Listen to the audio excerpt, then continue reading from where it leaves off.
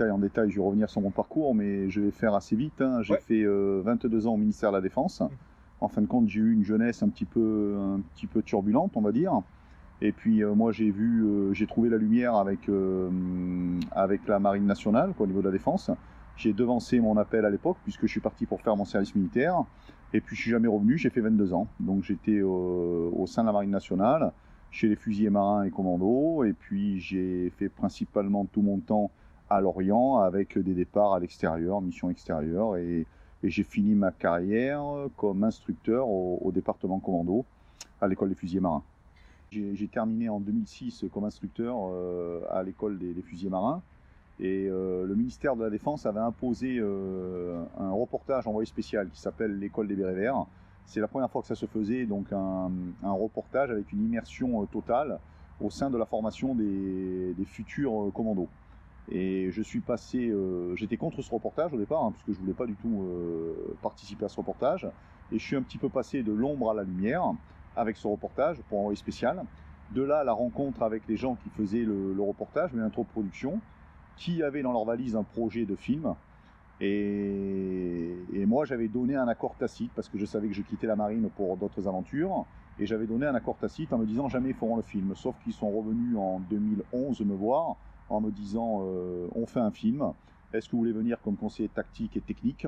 J'ai accepté, ça s'est fait, on a tourné en extérieur avec Stéphane Ribojade, Memento Productions, on a fait le film Force Spéciale avec quand même Diane Kruger, Benoît Magimel, Denis Ménochet, Raphaël Personnaz, Diamond Insou, donc c'était quand même un long métrage, c'était une belle expérience dans le conseil tactique et technique où je joue mon propre rôle dans ce long métrage.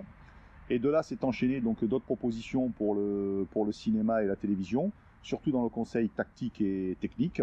Et j'ai prolongé, donc en 2013 j'ai sorti effectivement mon livre qui est une petite partie de ma vie, une autobiographie, qui raconte surtout ma partie jeunesse et comment je suis rentré dans la marine en 2013. Et de là, j'ai enchaîné de l'écriture, beaucoup d'écriture pour du scénario et autre chose.